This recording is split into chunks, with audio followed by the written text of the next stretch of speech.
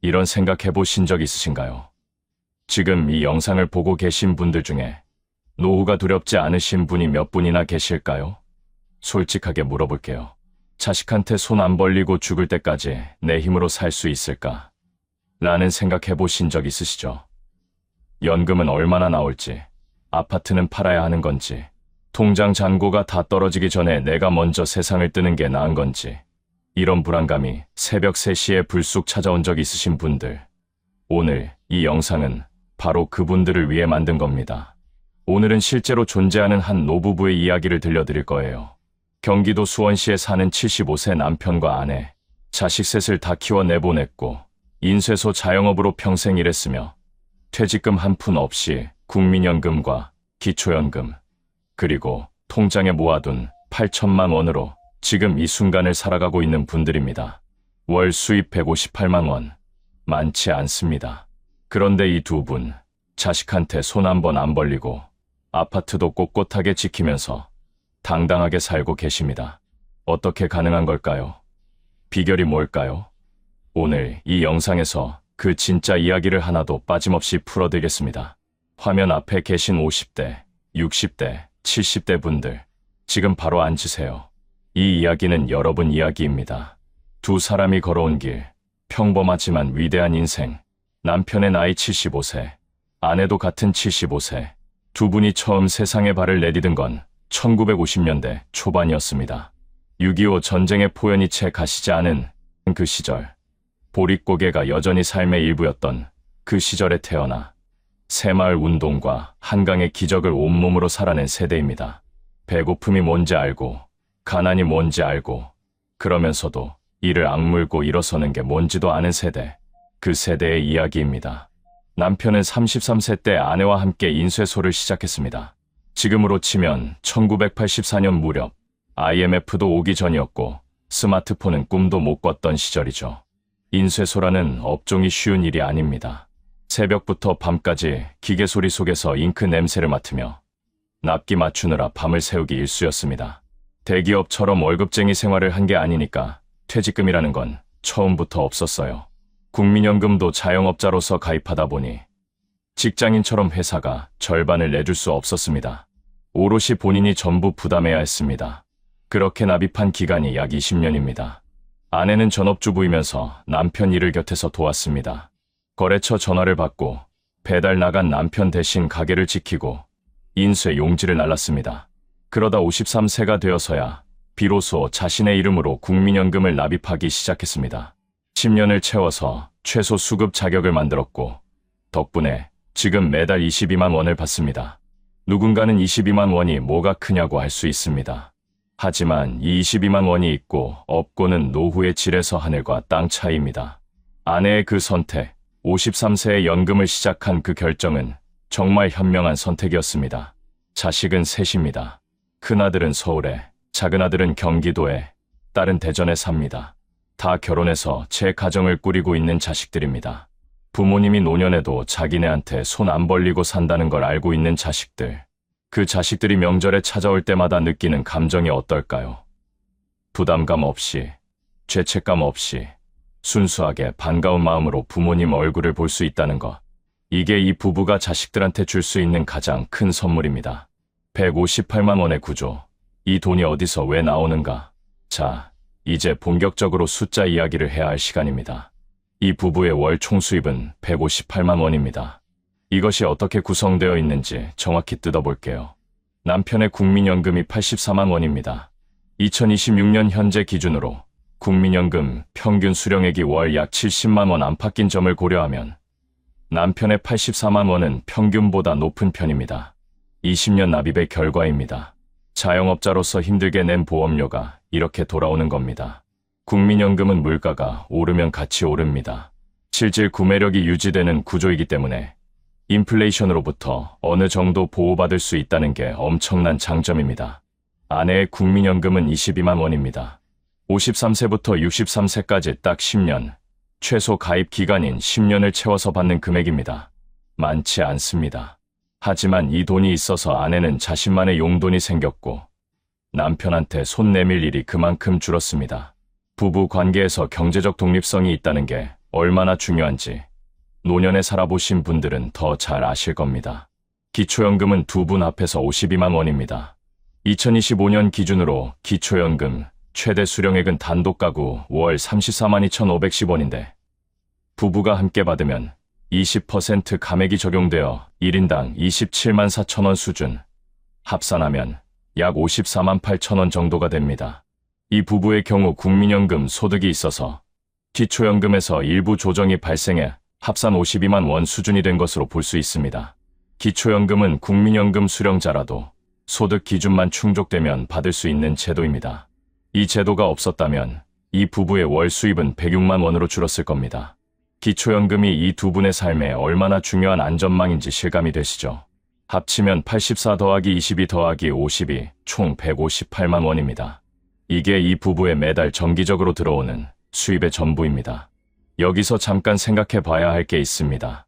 2025년 기준 통계를 보면 한국 노인 부부가 적정하다고 느끼는 생활비는 월 297만 원에서 350만 원 사이라고 합니다. 그런데 이 부부는 158만 원으로 살고 있습니다. 숫자만 보면 굉장히 빠듯해 보입니다.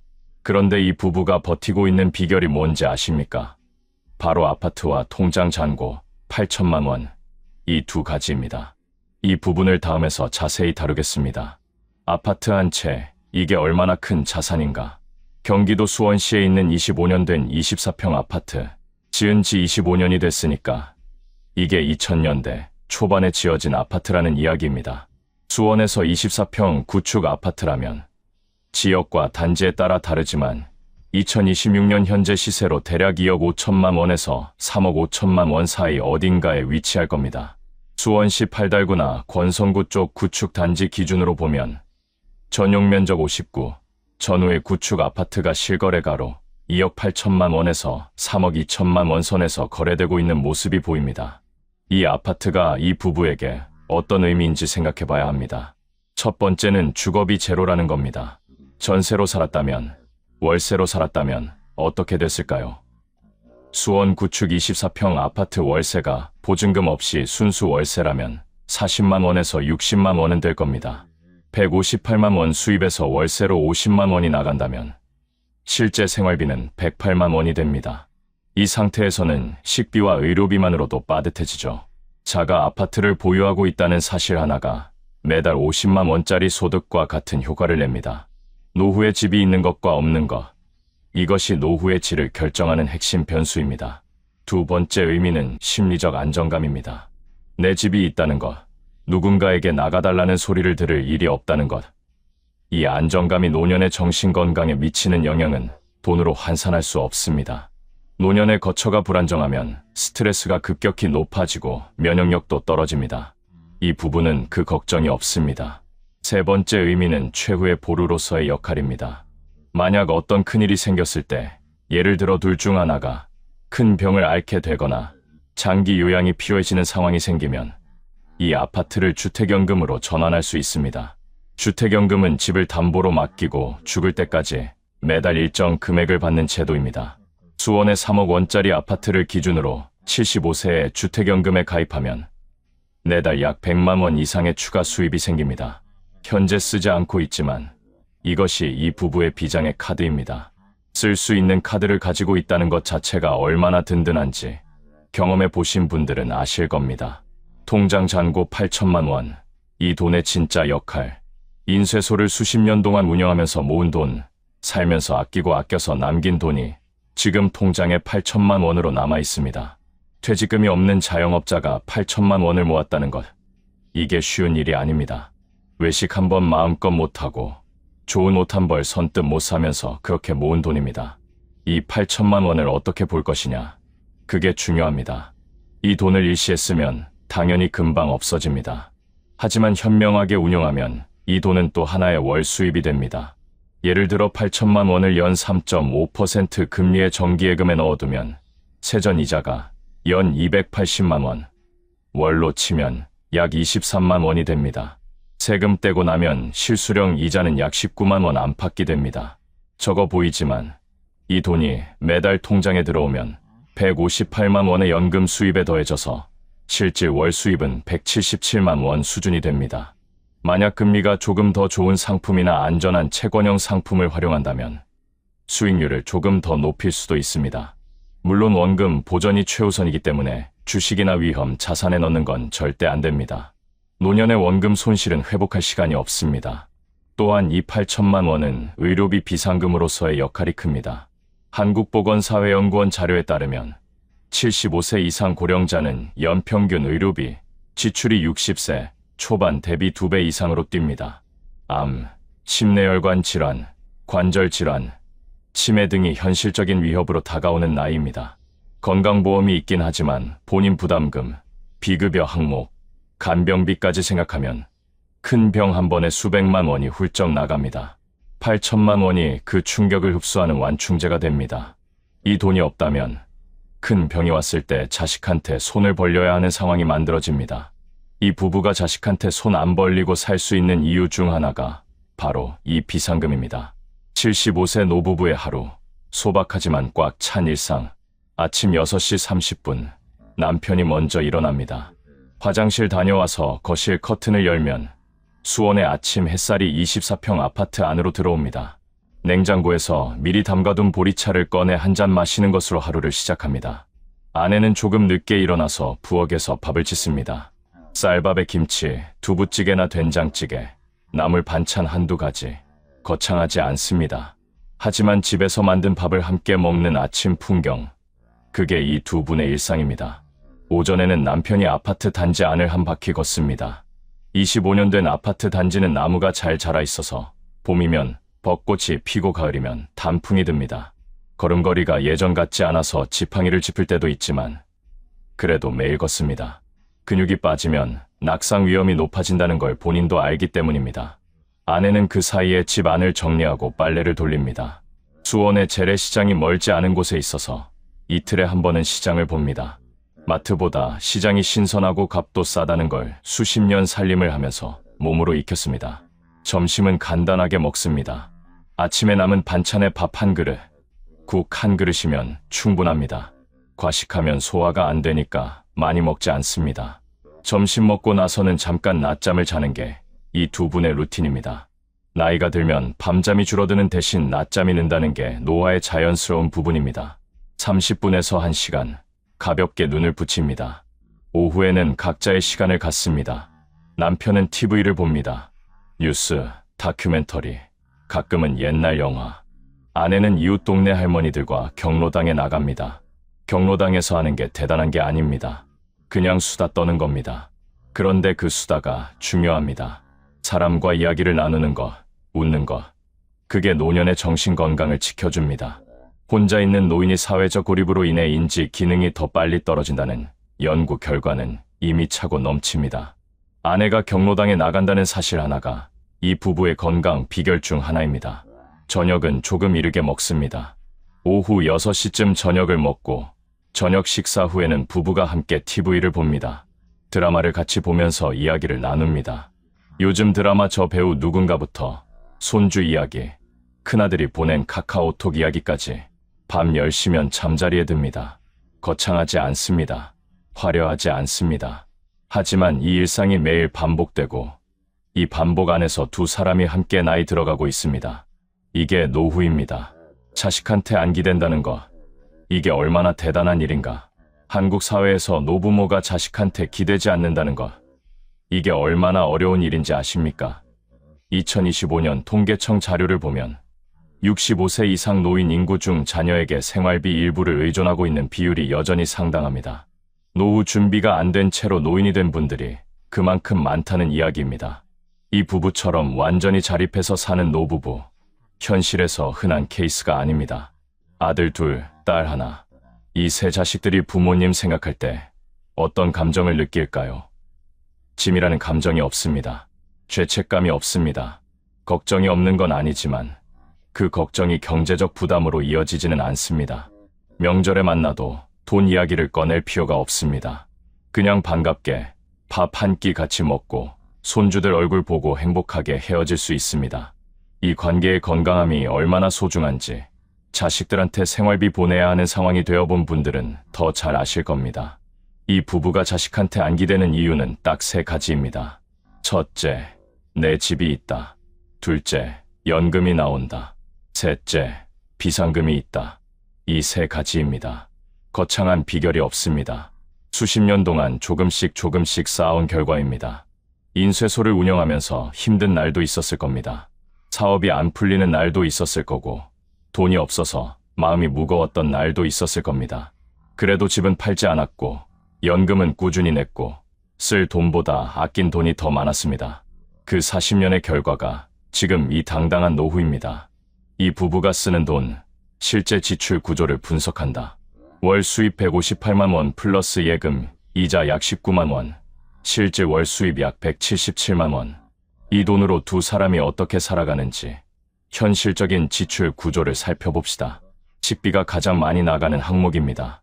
24평 두 분이 사는 집에서 외식을 많이 하지 않고 집밥 위주로 먹으면 한 달 식비가 30만 원에서 40만 원 사이로 잡힙니다. 시장을 이용하고 할인 상품을 잘 활용하면 더 아낄 수 있습니다. 다만 나이가 들면 영양 불균형이 건강 악화로 이어지기 때문에 이 항목만큼은 너무 아끼면 오히려 손해입니다. 관리비와 공과금이 다음입니다. 24평 아파트 기준 관리비가 겨울철이나 여름철 에어컨 및 난방 사용량에 따라 다르지만 평균적으로 15만 원에서 20만 원 사이가 됩니다. 여기에 전기요금, 가스요금, 수도요금을 더하면 공과금으로 한 달에 20만 원에서 25만 원 정도를 봐야 합니다. 건강보험료도 빼놓을 수 없습니다. 지역 가입자로 이 부부의 소득과 자산 규모를 고려하면 두 분 합산 건강보험료가 월 10만 원 안팎이 됩니다. 아파트 공시가격과 연금 소득이 반영됩니다. 의료비는 변동이 크지만 75세 부부가 매달 병원을 다니면 한 달에 적게는 5만 원에서 많게는 20만 원까지 나올 수 있습니다. 노인 만성 질환인 고혈압, 당뇨, 관절 질환 등은 매달 정기적으로 약을 타러 가야 하기 때문에 의료비는 사실상 고정 지출입니다. 다행히 건강보험 급여 항목은 본인 부담률이 낮아서 기본적인 진료와 처방은 비교적 저렴하게 해결됩니다. 통신비로 두 분 합산 약 5만 원에서 6만 원, 기타 생활용품 구매에 5만 원, 용돈 성격의 잡비에 10만 원 정도를 잡으면 대략적인 월 지출 합계가 100만 원에서 110만 원 사이가 됩니다. 수입 177만 원에서 지출 105만 원을 빼면 매달 약 70만 원 정도가 남습니다. 이 남은 돈이 또 통장에 쌓이거나 명절에 자식들 만날 때 손주 용돈으로 혹은 특별한 날 외식비로 쓰입니다. 이 계산에서 중요한 건 이 부부가 절약을 하고 있다는 게 아니라는 겁니다. 불필요한 낭비를 안 하는 것입니다. 이 차이는 크게 다릅니다. 절약은 고통스럽지만 불필요한 낭비를 안 하는 건 지혜입니다. 수십 년 살림을 해온 이 부부는 그 지혜를 몸으로 익히고 있는 겁니다. 이 부부가 앞으로 맞닥뜨릴 현실적인 도전들 솔직하게 말씀드리겠습니다. 이 부부의 노후가 완벽하다거나 걱정이 없다고 말하면 거짓말이 됩니다. 앞으로 이 두 분이 넘어야 할 산들이 있습니다. 가장 큰 산은 건강 문제입니다. 75세라는 나이는 아직 두 분이 비교적 건강하게 생활하고 있는 나이이지만 이제부터는 건강이 급격히 떨어질 수 있는 나이이기도 합니다. 암, 뇌졸중, 심근경색, 치매, 이런 질환들이 슬슬 통계적으로 위협이 되는 연령대입니다. 만약 둘 중 하나가 큰 병에 걸려서 장기 입원이나 장기 요양 상태가 된다면 8천만 원이 빠르게 줄어들 수 있습니다. 간병비만 해도 한 달에 300만 원에서 500만 원이 드는 시대입니다. 8천만 원이 2년을 못 버틸 수도 있습니다. 그래서 이 부부에게 현실적으로 필요한 것 중 하나가 장기 요양보험의 활용입니다. 65세 이상이고 일정한 요양 등급을 받으면 국가에서 제공하는 재가 서비스나 시설 서비스를 훨씬 저렴하게 이용할 수 있습니다. 모든 국민이 이미 건강보험료를 낼 때 장기요양보험료를 함께 내고 있기 때문에 이 혜택을 모르고 안 받으면 오히려 손해입니다. 가족들, 특히 자식들이 미리 이 제도를 공부해두면 나중에 부모님이 필요할 때 빠르게 신청할 수 있습니다. 두 번째 도전은 물가 상승입니다. 연금은 매년 물가 상승률을 반영해서 올라가지만 실제로 체감하는 생활 물가, 인상률이 공식 소비자 물가 지수보다 높을 때가 많습니다. 특히 식료품과 의료비는 더 빠르게 오릅니다. 158만 원의 가치가 5년 뒤, 10년 뒤에도 지금과 같지 않을 수 있다는 현실을 직시해야 합니다. 세 번째 도전은 아파트의 노후화입니다. 25년 된 아파트는 이제 슬슬 배관도 교체하고 내부 리모델링도 생각해야 할 시기입니다. 당장 큰돈이 드는 건 아니지만 엘리베이터 노후화, 외벽 균열, 층간 소음, 주차 공간 부족 같은 문제들이 생활 불편으로 이어질 수 있습니다. 이 부분은 아파트 재건축 연한 문제와도 연결됩니다. 이 모든 도전을 이 부부가 혼자 다 감당해야 하는 건 아닙니다. 자식들이 있습니다. 손 벌리는 게 아니라 필요한 정보를 나누고 힘든 순간에 옆에 있어달라는 것. 그게 노후의 자식들한테 바랄 수 있는 가장 현실적인 지원입니다. 돈이 아니라 시간과 관심입니다. 이 부부에게 배우는 노후 준비의 핵심 원칙들. 지금 이 영상을 보고 계신 50대, 60대 분들한테 하고 싶은 이야기가 있습니다. 이 75세 부부의 이야기에서 배울 수 있는 노후 준비의 핵심을 뽑아보면 이렇습니다. 첫 번째는 집을 지키는 겁니다. 자가주택은 노후의 가장 든든한 버팀목입니다. 자식한테 집을 물려준다거나 형편이 어려울 때 팔겠다거나 하는 생각을 너무 쉽게 하지 마세요. 집을 지키고 있는 한 주거비라는 가장 큰 고정 지출이 사라집니다. 그리고 최후의 순간에 주택연금이라는 카드가 남아있습니다. 두 번째는 국민연금을 끝까지 납입하는 겁니다. 특히 자영업자분들, 힘들다고 납입을 중단하는 경우가 있는데 그게 노후에 얼마나 아픈 선택인지 이 부부의 이야기에서 보셨을 겁니다. 배우자도 마찬가지입니다. 아내가 53세부터 10년을 납입해서 만들어낸 월 22만 원. 이것이 이 가정의 안정성을 높이는 데 기여하고 있습니다. 늦었다고 생각할 때가 가장 빠른 때입니다. 세 번째는 비상금을 유지하는 겁니다. 노후에는 예측하지 못한 의료비, 수리비, 각종 급전이 필요한 상황이 반드시 옵니다. 8천만 원이라는 숫자가 크게 느껴질 수도 있지만 이 돈을 만들기 위해 이 부부는 수십 년을 아껴서 살았습니다. 지금 당장 8천만 원을 모으는 게 목표가 아니라 노후에 쓸 수 있는 비상금을 지금부터 조금씩 만들어가는 것. 그게 중요합니다. 네 번째는 지출 구조를 단순하게 유지하는 겁니다. 자식들 다 보내고 나서도 생활 수준을 줄이는데 실패해서 노후에 무너지는 분들이 많습니다. 이 부부는 인쇄소를 운영하던 때도 은퇴한 지금도 생활 방식이 크게 달라지지 않았습니다. 사치를 안 부렸습니다. 그 습관이 노후를 지킵니다. 다섯 번째는 건강에 투자하는 겁니다. 노후의 의료비는 천문학적으로 불어날 수 있습니다. 지금 건강할 때 운동하고 잘 먹고 정기 검진을 받는 것이 나중에 수백만 원짜리 치료비를 아끼는 겁니다. 이 부부가 매일 단지를 걷고 집밥을 챙겨 먹는 루틴이 그냥 생긴 게 아닙니다. 같은 조건에서 다른 결과를 만드는 사람들. 여기서 잠깐 반대의 케이스를 생각해 봅시다. 같은 75세, 같은 경기도 거주, 자녀 3명. 하지만 집을 15년 전에 아들한테 증여했고 국민연금 납입을 중간에 몇 년 건너뛰어서 수령액이 적고 모아둔 돈을 자식 결혼 비용, 손주 교육비, 사업 실패한 아들 빚 갚아주는 데 다 썼습니다. 지금 남은 건 아무것도 없습니다. 자식들한테 매달 손 벌려야 하고 자식들은 표현은 안 하지만 속으로는 부담스러워하고 부모는 그게 느껴져서 더 위축됩니다. 이게 대한민국 많은 노부모들의 현실입니다. 뭐가 달랐을까요? 운이 달랐을까요? 아닙니다. 선택이 달랐습니다. 자식한테 집 물려줬다가 나중에 고생하는 경우, 손주 교육비를 조부모가 부담하다가 노후 자금이 빈곤해지는 경우, 이런 일들이 주변에 너무 많이 있습니다. 이 75세 부부는 자식보다 자신을 먼저 챙겼습니다. 이기적으로 들릴 수도 있습니다.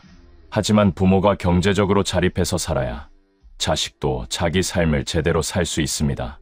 부모의 경제적 자립이 자식에 대한 진정한 사랑입니다.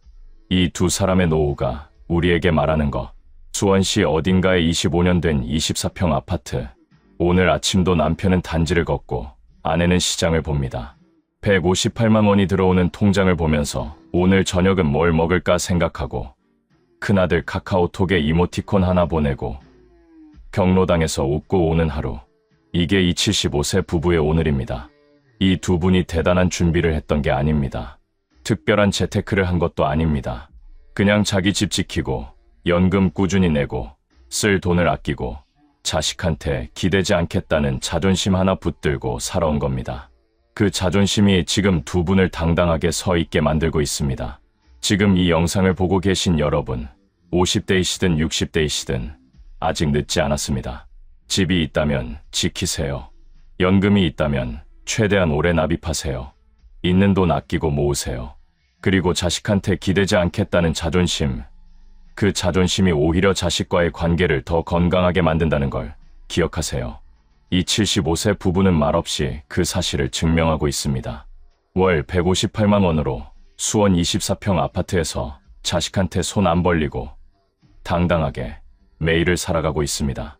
인쇄소에서 온 삶을 바친 남편과 그 옆을 묵묵히 지킨 아내, 이 두 사람의 이야기가 여러분의 노후 설계의 작은 불씨가 되기를 바랍니다. 오늘 영상이 도움이 되셨다면 구독과 좋아요 꼭 눌러주세요. 혼자 보지 마시고 노후가 걱정되는 주변 분들께 공유해 주시면 감사하겠습니다. 다음 영상에서 또 뵙겠습니다. 감사합니다.